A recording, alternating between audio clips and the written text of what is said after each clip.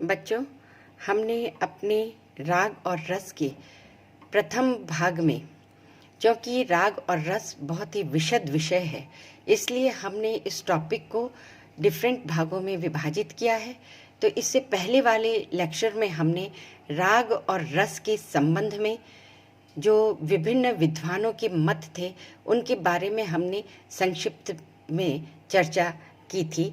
उसी को हम आगे क्रमशः करते हुए आज हम आपको बताएंगे कि राग के साथ रस और रस के साथ ही विद्वानों ने रंग और उसके स्वभाव और प्रकृति को भी जोड़ा है। राग स्वरों पर आधारित है और इस दृष्टि से विद्वानों ने प्रत्येक स्वर के रंग को, स्वभाव को और प्रकृति को बताते हुए फिर रस की विवेचना की है। अतः आज हम गहराई में जाके उसके बारे में चर्चा करेंगे। रस निष्पत्ति के लिए प्राचीन संगीताचार्यों ने स्वरों के रंग और साथ में उनके प्रभाव का भी विवेचन किया है। नारदकृत संगीत मकरंद में स्वरों के रंग, प्रभाव और उनकी प्रकृति और रस इस प्रकार बताए गए हैं। सा अर्थात षडज, इसका रंग गुलाबी है और स्वभाव जो है वह कमल फूल के समान ठंडा स्वभाव है और प्रकृति जो है वो चित्त को प्रसन्न करने वाली है और इसका रस है वीर और अद्भुत। इसी तरह से रे अथवा ऋषभ, इसका रंग हरा है, स्वभाव खुश्क है और प्रकृति वही चित्त को प्रसन्न करने वाली और रस रौद्र है। गंधार अर्थात ग, स्वर्ण संतरे के समान इसका रंग है, स्वभाव ठंडा है, गंभीर इसकी प्रकृति है और शांत इसका रस है। मध्यम पीला और गुलाबी इसका रंग है, शुष्क और नरम इसका स्वभाव है, चंचल इसकी प्रकृति है और हास्य जो है वो इसका रस है। इसी तरह से पंचम का रंग लाल, स्वभाव खुश्क, प्रकृति जोशीली और रस श्रृंगार। धैवत का रंग पीला और स्वभाव गर्म और ठंडा, प्रकृति इसकी चित्त प्रसन्न करने वाली है और रस इसका विभत्स है। निषाद अथवा नी, ये लाल रंग पंचम के समान ही लेकिन उससे थोड़ा सा भिन्न, स्वभाव ठंडक और शुष्क और प्रकृति जोशीली और रस इसका करुण है। यहाँ पे जैसे कुछ रंग मिल रहे हैं। अच्छा, लाल है तो इसके भी अलग अलग डिफरेंट शेड होते हैं, है ना। एक तो बिल्कुल ब्लडी रेड होता है, एक ऑरेंजिश रेड होता है। तो वही फर्क जो है वो पंचम और नीले के उसमें बताया गया है। और ये बहुत ही हमारे जो कहना चाहिए ग्रंथों की बहुत ही सूक्ष्म विवेचना है जो कि अनुभूति परक है ना। और ये ही जो चीज़ है वो भारतीय शास्त्रीय संगीत को विश्व के मानचित्र में पृथकता प्रदान कर देती है। स्वरों के बारे में इस प्रकार की मान्यता प्राचीन काल में भी थी। विज्ञान की प्रकृति के साथ ही राग और रस का विवेचन अधिक गंभीरता पूर्वक किया गया है।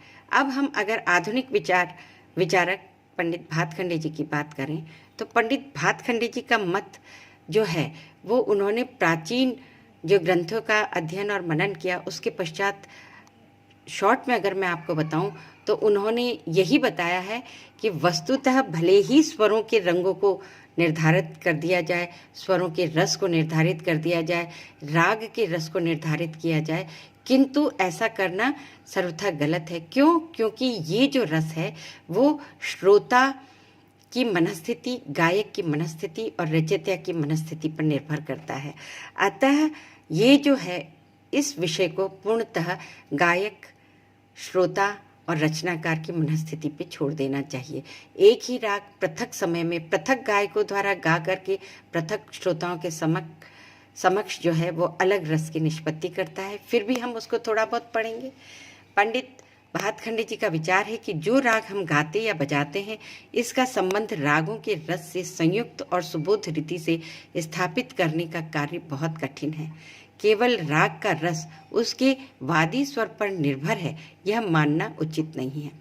भातखंडे जी राग और रस विषय पर कोई निश्चित नियम नहीं बता पाए, किंतु कहीं कहीं पंडित भातखंडे जी भी जो है वो विचारों से कहीं कहीं निश्चित होते हुए से प्रतीत होते हैं। और उनका जो था वो मैं आपको बताना चाहूँगी कि उन्होंने भी फिर रागों की जो है वो रसों का उल्लेख किया है उनके अनुसार रे और ध कोमल स्वभाव वाले हैं। संधि प्रकाश रागों में शांत और करुण रस के जो राग हैं वो इस श्रेणी में आते हैं। रे ग ध शुद्ध स्वर वाले राग हैं। इन रागों में श्रृंगार और हास्य की प्रधानता है, अतः इस श्रेणी में ये राग आएंगे। गंधार निषाद कोमल स्वर वाले रागों में वीर रौद्र और भयानक रस की प्रधानता है। भातखंडे जी का कथन है कि साहित्य में 9 रस माने गए हैं, पर संगीत में मुख्यतः 3 ही प्रमुख रस माने गए हैं। जैसा कि मैंने आपको पहले भी बताया था कि जो ये भरत मुनि जो थे उन्होंने भी इस बारे में यही कहा है कि प्रमुख रूप से 4 रस ही होते हैं और उसी पे संबंधित अन्योन्याश्रित रूप से अन्य रस होते हैं। वही बात भातखंडे जी भी रिपीट कर रहे हैं हमारे समक्ष। उनका भी यही कहना है कि प्रमुख रूप से जो 3 रस हैं, वीर रौद्र और भयानक रस जो है, भातखंडे जी का कथन है कि साहित्य में 9 रस माने गए हैं, पर संगीत में मुख्य रूप से 3 रस ही प्रमुख माने गए हैं। और ये प्रमुख 3 रस कौन से हैं? श्रृंगार, वीर, करुण और इनके साथ ही शांत रस का भी संगीत में महत्व है। श्रृंगार, वीर, करुण और इनके साथ ही शांत रस का भी संगीत में महत्व है। संगीत में रस निष्पत्ति के संबंध में कुछ विद्वानों ने रागों के रस इस प्रकार बताए हैं। वैसे तो बताए हैं, और जैसा मैं आपको बता चुकी हूँ कि एक ही राग जो है वो विभिन्न कंठों से उच्चरित होकर के विभिन्न प्रभाव डालता है, पर फिर भी इस संदर्भ में एक प्रयास किया गया है तो उसको हमें उस तरफ भी हमें गौर कर लेना चाहिए और बहुत ही सुंदर विवेचना दी है। उसके अनुसार श्रृंगार, अब श्रृंगार रस से जुड़े हुए रागों के नाम है काफी, पीलू, भैरवी, बसंत, तिलंग आदि। विद्यार्थियों, इस रस को अनुभूति के लिए आप स्वयं इन रागों को अगर एक बार सुनेंगे तो आपको भी हो सकता है अपनी नई फीलिंग के अनुसार कुछ नया अनुभव हो, तो वो भी हम इसमें जोड़ सकते हैं, क्योंकि हर गायक की, हर श्रोता की, हर रचनाकार की और हर मंच से हर राग की अलग रसानुभूति होती है। इसी तरह से शांत रस के बारे में जुड़ी हुई रागों का उल्लेख मिलता है। पूरिया, बिहाग, परज, ललित, देश आदि रागें। करुण रस से जोगिया, आसावरी, भैरव आदि रागें। रौद्र रस से शंकराम, मारवा, श्री आदि रागें। हास्य रस से तिलक, कामोद, धानी और गारा। इसी प्रकार वीर रस से अडाना, हिंडोल, केदार, कामोद ये रागें हैं। भयानक रस से मालश्री राग है। अद्भुत रस से बसंत, बहार, कौशिकार्णा, सरपर्दा। विभत्स रस से संगीत का मूल उद्देश्य, यहाँ पे विभत्स रस के बारे में है कि संगीत का मूल उद्देश्य तो मनोरंजन है, अतः इस रस के लिए स्वतंत्र राग का अस्तित्व नहीं माना जाता है। पर चूंकि जैसे हम नाट्य शास्त्र के संदर्भ में भी हम जाते हैं तो मैं आपको ये बताना चाहूँगी कि नाट्य शास्त्र में यानी कि नाटक में भी जैसे कुछ दृश्यों के साथ में विभत्स अनुभूति देने के लिए कुछ स्वरों का प्रयोग किया जाता है, लेकिन फिर भी पर्टिकुलर किसी राग से विभत्स रस की उत्पत्ति हो ये नहीं, कारण कि संगीत का उद्देश्य मुख्य है मन का रंजन करना। अगर विभत्स रस से संबंधित अगर कोई राग होगी तो डर से व्यक्ति संगीत सुनना बंद कर देगा। इसलिए विभत्स रस को मतलब भयानक के साथ में सहयोग के रूप में कुछ स्वरों का इस तरह से प्रयोग किया जाता है कि वो विभत्स की अनुभूति हमें दे देते हैं। किसी विद्वान का यह भी कहना है कि केवल 12 स्वरों के प्रयोग से रस की सृष्टि होती है अथवा संभव हो सकते हैं, मतलब 7 स्वर नहीं, पूरे 12 स्वरों का होना आवश्यक है।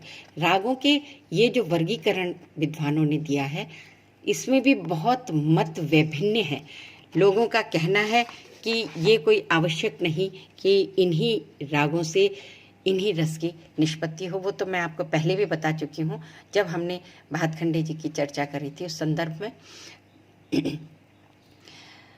क्योंकि जैसे बसंत, परज, कामोद आदि राग आपस में मिलते जुलते हैं, फिर भी इनके रसों में अंतर क्यों है और कैसे है, ये बात बड़ी विचारणीय है। जबकि उनमें प्रयुक्त होने वाले स्वर एक जैसे हैं, अतः केवल स्वरों के आधार पर राग के रस को निश्चित नहीं किया जा सकता, वरन रसोत्पत्ति के लिए अन्य तत्व भी महत्वपूर्ण होते हैं, जैसे कि कंठ स्वर, ताल की गति, उच्चारण, शैली, काव्य स्वर, लगाव आदि। कई बार ऐसा भी होता है कि एक ही राग एक गायक द्वारा गाया या बजाए जाने पर रस का संचार नहीं होता है, और वही राग अगर कोई दूसरा गायक गा लेता है तो श्रोताओं को मंत्रमुग्ध कर देता है। कोई एक राग को एक बार गाने पर प्रभाव उत्पन्न करता है, किंतु हर समय हर स्थान पर वैसा प्रभाव उत्पन्न नहीं कर सकता। कारण यह है कि गायक और श्रोता दोनों की मनःस्थिति सदा एक सी नहीं रहती। गायक के कंठ पर भी रस का उत्पन्न होना निर्भर करता है। यदि गायक का कंठ भारी है और वह तार सप्तक प्रधान राग गाएगा तो भी रस की निष्पत्ति नहीं होगी, क्योंकि तार सप्तक के स्वर के लिए बारीक आवाज़ ही अधिक उचित रहती है।